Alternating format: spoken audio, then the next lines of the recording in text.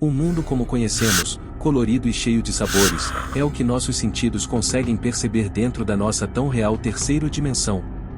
Não obstante da realidade, existem outras dimensões que vibram em outras frequências que nossos olhos e sentidos, 99% das vezes não percebem. É como uma tecnologia desconhecida por nós.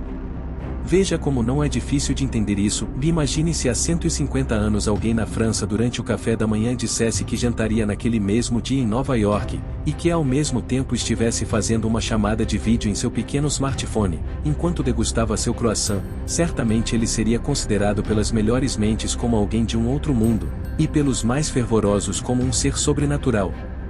Razões como esta nos levam a posicionarmos nas questões paranormais, pois existem inúmeros investigadores paranormais e até pesquisas científicas com dezenas de milhares de evidências e provas que supostamente atestam tais fenômenos, e há também fotos, áudios, vídeos e os famosos relatos de aparições, do tipo testemunhal, incluindo vozes e mudanças repentinas de estado emocional e físico sofridos por pessoas que supostamente estão diante de presença estranha, como é o caso do edifício Joelma, que sofreu uma tragédia desoladora, onde centenas de pessoas perderam suas vidas de maneira brutal. Em 1º de fevereiro de 1974, o sol parecia rastejar entre os arranha-céus de São Paulo, enquanto nascia naquela manhã sufocada pelo calor tropical, trazendo mais uma sexta-feira, que poderia ter sido mais um dia comum na agitada capital paulista, mas às 8h54 da manhã, um curto-circuito misterioso iria transformar a rotina da cidade e de centenas de pessoas para sempre. Naquela manhã, os funcionários do prédio iniciaram suas rotinas de trabalho, provavelmente, felizes e orgulhosos em suas posições, trabalhando e transitando entre os 25 andares do prédio, novo e moderno, inaugurado em 1971, e chamava a atenção por suas linhas modernas e altura imponente. Logo após sua inauguração, o edifício foi alugado para o Banco Crefisul. Infelizmente, o curto-circuito não poderia ter ocorrido em um andar pior, no 12º pavimento, exatamente no meio do edifício. Então, uma espessa fumaça negra seguida de um calor insuportável tomou conta do interior do edifício, impedindo as pessoas de fugirem pelas escadas, já que elas estavam localizadas no centro da construção. Para piorar a situação, o prédio não possuía escadas de incêndio, levando muitas pessoas a arriscarem descer pelos elevadores do Joelma. Pouco tempo depois, o sistema elétrico colapsou e os elevadores pararam, matando um ascensorista no 20º andar. Sem alternativas e com o pânico à flor da pele, as pessoas no Joelma se dividiram. Muitos foram para o terraço na esperança de um resgate de helicóptero, enquanto outros foram para os parapeitos das janelas. Infelizmente, o edifício não possuía heliporto e as telhas e a fumaça impediam um pouso ou aproximação dos helicópteros. Com o desespero tomando conta, mais de 20 pessoas optaram por pular, mesmo com o pedido dos bombeiros para não fazê-lo. Nenhum deles sobreviveu, forrando o chão de corpos. E por 1h30 o fogo ardeu dentro do edifício Joelma, como um juiz furioso e implacável, consumindo as pessoas e suas vidas, até esgotar todo o material combustível que o alimentava e, finalmente ser controlado e extinguido como as vidas que ele ceifou. Após essa tragédia, o edifício Joelma ficou fechado por 4 anos para reforma, e reinaugurou em 1978 com o nome Edifício Praça das Bandeiras. No entanto, o edifício nunca mais seria o mesmo.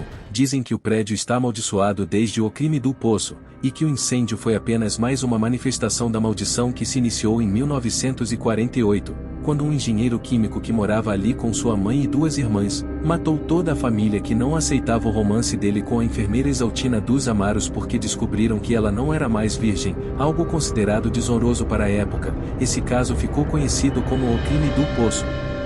E após este fatídico acontecimento, o imóvel ficou vazio até ser demolido para dar lugar a um novo arranha-céu. Logo após a reinauguração e até hoje, os trabalhadores e visitantes do prédio relatam estranhos acontecimentos e sensações assustadoras, como a sensação de alguém os seguindo pelas escadas e gritos vindos dos elevadores. Alguns acreditam que as almas das pessoas que morreram no incêndio ainda assombram o prédio, procurando por vingança ou por uma saída para o outro lado. Por isso o edifício Joelma se tornou conhecido como um lugar mal-assombrado mesmo depois de tantos anos, reformas, rituais religiosos e até a purificação de uma monja budista em 2004. Mas mesmo assim, Pessoas afirmam que ainda ouvem pessoas gritando por socorro. Alguns relatos dizem que pessoas têm ouvido sons estranhos, como passos e gritos, vindos de dentro do prédio. Há também relatos de pessoas que afirmam ter visto figuras espectrais, incluindo um homem de terno e uma mulher vestida de branco, que supostamente seriam as vítimas do incêndio. Outros relatos incluem aparições de luzes estranhas, objetos se movendo sozinhos, portas batendo e elevadores funcionando por conta própria. Alguns funcionários do prédio relatam sentir-se desconfortáveis e ameaçados enquanto trabalham no edifício, e alguns até afirmam ter sofrido ferimentos bizarros enquanto estavam lá dentro. Um dos relatos mais comuns é de pessoas que dizem ter visto espíritos vagando pelos corredores do edifício, especialmente no andar onde ocorreu o incêndio. Alguns dizem que esses espíritos são as almas das vítimas do incêndio, presas no prédio por algum tipo de trauma ou dor. Outros relatos incluem barulhos estranhos vindos de dentro do edifício, como passos, gemidos e gritos. Algumas pessoas afirmam ter sentido uma sensação de medo ou ansiedade ao entrar no prédio, ou mesmo terem passado mal ao estar lá. Além disso, há relatos de objetos se movendo por conta própria, como portas se abrindo e fechando sem motivo aparente, e eletrodomésticos ligando e desligando sozinhos. E como a atmosfera que envolve o edifício Joelma é fantasticamente misteriosa, há relatos sobrenaturais que envolvem sobreviventes. Um deles era o reverendo William Conceição Ferraz, então office boy de 16 anos, que havia subido ao 13º andar naquela manhã para receber um cheque. Ele disse que assim que saiu da sala, percebeu a confusão das pessoas e a fumaça. O menino sentiu-se fraco, caiu no chão e começou a rezar. Nesse momento, um anjo saiu das chamas e esticou a mão para lhe indicar o caminho para fora do prédio. Desde então, pessoas que trabalham no edifício dizem ter presenciado acontecimentos estranhos. Um deles é o caso de um funcionário que estava atrasado e ficou até mais tarde trabalhando, e escutou a porta se abrir. Ele então levantou-se e foi até a porta e viu a figura de uma mulher caminhando pelo corredor. Quando ele olhou em direção do interruptor de luz para acendê-la, e rapidamente voltou a olhar, não havia mais ninguém lá com ele. Ele sentiu um pavor tão grande que decidiu ir embora naquela noite, e trancou a porta do escritório quando viu novamente a mulher no final do corredor. No dia seguinte ele demitiu-se, o medo o derrotou. Além disso, funcionários e visitantes relatam estranhas luzes e sombras no prédio, incluindo a aparição de uma mulher vestindo roupas antigas. Algumas pessoas sentem um aperto no peito e arrepios ao entrar no prédio.